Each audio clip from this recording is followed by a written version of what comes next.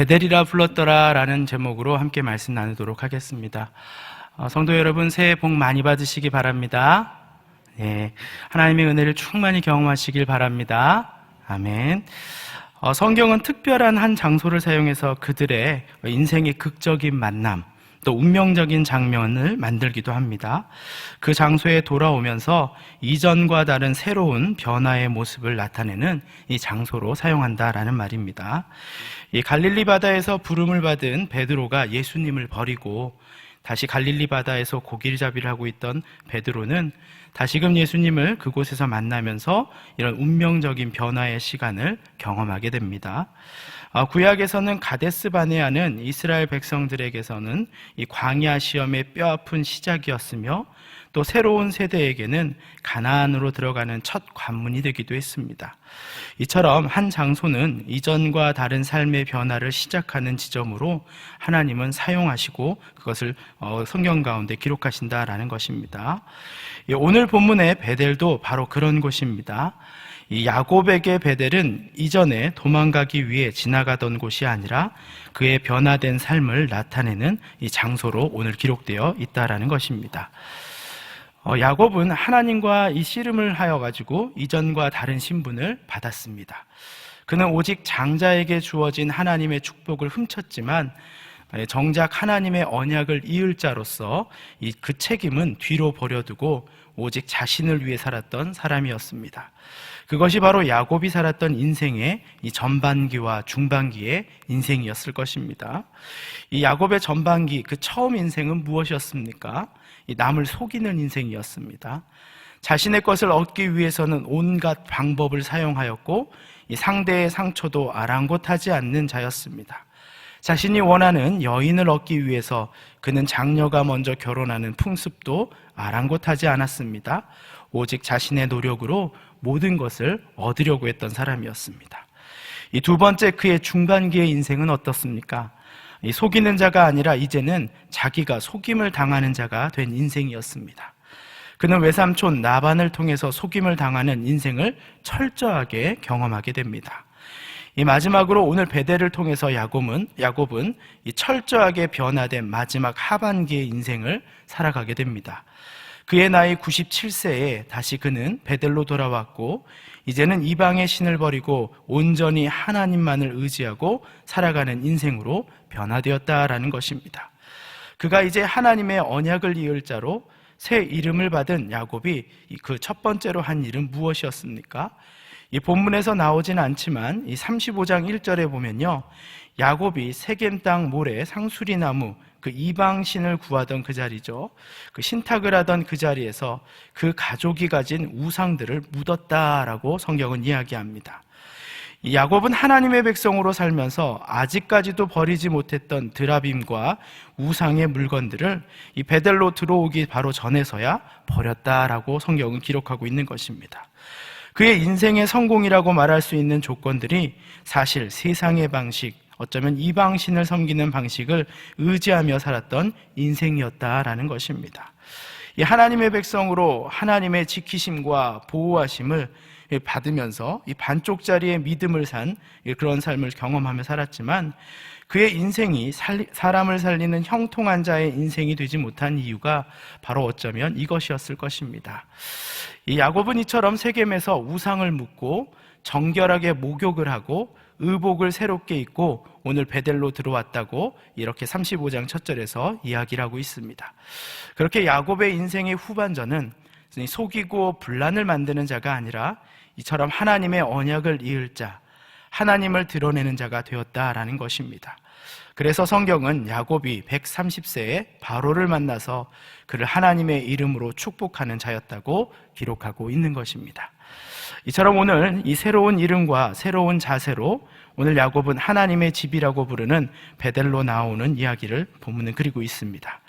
이 본문 9절에서 밧단-아람에서 야곱이 돌아오매라고 시작합니다. 이 삼촌 라반이 거주하는 지역을 지칭하는 말입니다. 이제는 속임을 당하던 라반과 함께 살던 삶을 버리고 베델 곧 하나님의 자리로 그가 돌아왔다라는 말입니다. 그 과정에서 야곱은 브니엘과 세겜 땅을 거쳐서 오늘 베델로 돌아오게 된 것입니다. 아브라함의 언약을 믿고 이 하란을 떠나 가나안을 들어오며 거쳤던 장소들을 이 야곱도 동일하게 거치면서 이 가나안으로 돌아오는 것을 우리는 볼 수 있습니다. 이 본문은 하나님이 야곱에게 다시 나타나 그에게 복을 주셨다라고 말을 합니다. 이 야곱 이야기의 맹점 중에 하나인 야곱이 하나님의 군대를 보았다는 것이나 하나님과 씨름했다라는 사실이 어떤 분들에겐 조금 혼란스럽고 이해가 되지 않은 것으로 다가올 수도 있습니다. 그래서 가끔 어떤 신학자들은 이 씨름을 표현하기를 이 기도로 밤을 새웠다고 표현하는 분들도 있습니다. 그러나 저는 오늘 본문에서 이 9절에서 보면 나타나셨다, 또 13절에 보면 올라가시는지라 등의 구체적인 표현이 이 야곱의 인생 가운데 지속적으로 사용되고 있는 점을 볼 때 이 언약을 이을 자로서의 그가 가지고 있는 지위가 있었기 때문에 하나님과 천사들이 야곱을 직접적으로 만났던 그 야곱에게만 주어졌던 특별한 사건이 아니었는가라고 생각을 합니다. 본문은 이제 야곱은 더 이상 야곱이라 부르지 않는다고 말하고 있습니다. 이방신을 철저하게 버리고 몸을 정결하게 씻고 새 의복을 입은 것처럼 하나님은 그를 이스라엘, 하나님을 겨루 이긴 자라고 하시며, 하나님은 10절에서 다시는 이라는 표현을 쓰시면서 그것은 변하지 않는 영원하고 확정적인 신분임을 강조하며 이야기하고 계신다라는 것입니다. 이 본문 11절과 12절 말씀입니다. 하나님이 그에게 이르시되 나는 전능한 하나님이라 생육하며 번성하라. 한 백성과 백성들의 총회가 내게서 나오고 왕들이 내 허리에서 나오리라. 내가 아브라함과 이삭에게 준 땅을 내게 주고 내가 내 후손에게도 그 땅을 주리라 하시고, 이 창세기 12장의 명령에 순종하며 가나안 땅으로 가던 이 아브라함에게 약속하셨던 그 하나님께서 그 언약을 이을 자, 물을 자로 오늘 야곱을 완벽하게 선택하셨음을 이 구체적으로 보여주고 있습니다. 이 백성들과 백성들의 총회가 나올 것이며 왕이 아니라 복수의 왕들이 내 허리에서 나온다는 말, 가나안 땅을 너의 때만이 아니라 후손에게도 주어질 땅이 된다는 이 축복을 주신 것을 우리는 보게 됩니다. 이처럼 하나님이 오늘 야곱에게 주신 축복은 더 명확해지고 구체적이며 또 확장되었으며 이 세대를 넘어선 초월적인 약속이다라는 것입니다. 이제 14절 말씀을 한번 보도록 하겠습니다. 야곱이 하나님이 자기와 말씀하시던 곳에 기둥둘, 곧 돌기둥을 세우고 그 위에 전제물을 붓고 또 그 위에 기름을 부었다라고 얘기합니다. 이 본문에서 야곱은 이전에 행하던 것처럼 돌기둥, 돌무더기를 쌓고 기름을 부어 예배를 드리는 것을 넘어서 어떻게 했다고 합니까? 전제물을 부었다라고 말합니다. 자신의 재산과 소유의 것을 취하여 하나님 앞에 감사를 드렸다라는 것입니다. 그가 처음 베델로 행했을 때 그가 하나님께 서원하였습니다. 주님, 내가 다시 고향 땅에 돌아올 때 물질의 11조를 제가 드리겠습니다 라는 그 고백처럼 그는 자신의 소유를 온전히 하나님께 드리는 모습을 볼 수 있습니다. 어쩌면 이전까지는 그에게 있어서 돈과 물질은 자신의 형의 축복을 빼앗아 속여서 받은 어쩌면 자신만의 것들이었습니다. 그래서 형 에서를 만나는 과정에서 그는 자신의 가족이나 재산을 형을 설득하는 도구로 자신이 마음대로 사용하였습니다. 자신의 목적을 이루기 위한 수단으로 재산을 사용하였던 것이 바로 그의 인생이었다라는 것입니다. 그런데 오늘 본문에서 야곱은 이제 자신의 재산이 자신의 것이 아니라 하나님의 것임을 선포하고 있다라는 것입니다. 이제는 자신의 소유와 주어진 축복이 내 것이 아니고 하나님의 것임을 선포하며 나아가는 행동이 바로 오늘 그 예배하는 모습인 것입니다.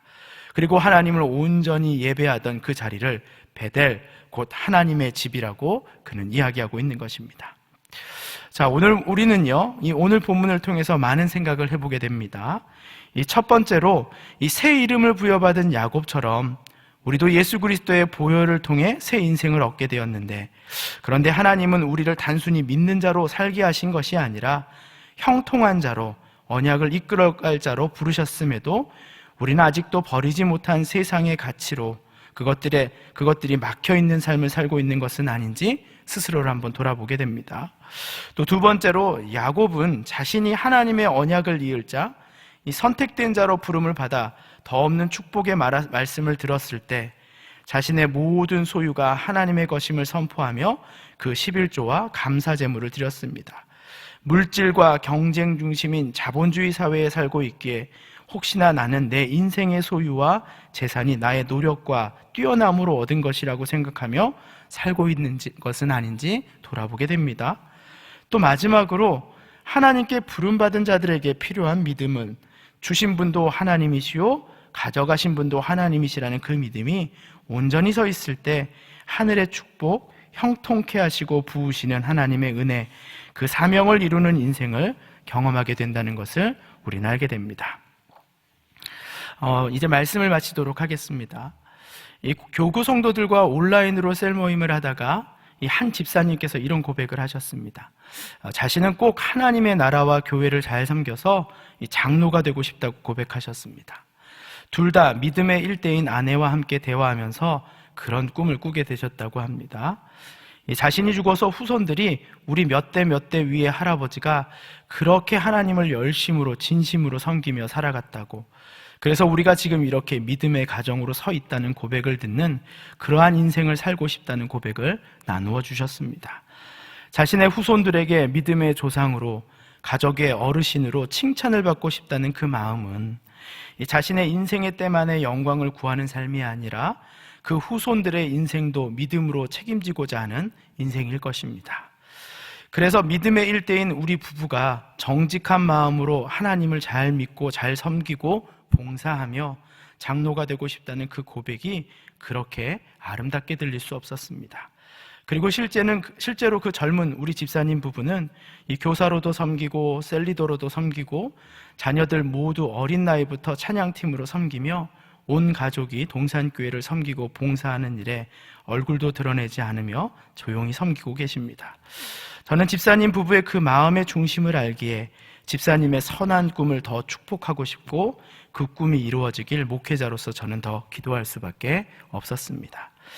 아브라함 한 사람의 순종, 이삭 한 사람의 순종, 그리고 야곱 한 사람의 순종과 예배함이 그 백성이 이스라엘이라는 나라가 되도록 만드셨습니다. 보이지 않는 약속과 언약을 믿고 순종과 예배함으로 나아갔던 그들처럼 하나님이 우리 교회와 나와 가정에 약속하신 축복을 온전히 누리기 위해서 우리는 무엇을 오늘 믿고 행하고 실천해야 하겠습니까? 하나님 우리 동산교회를 세우실 때부터 우리 동산교회를 통해 하실 하나님의 언약이 있을 것이고 그 일이 있을 것이고 그것을 우리에게 주셨습니다.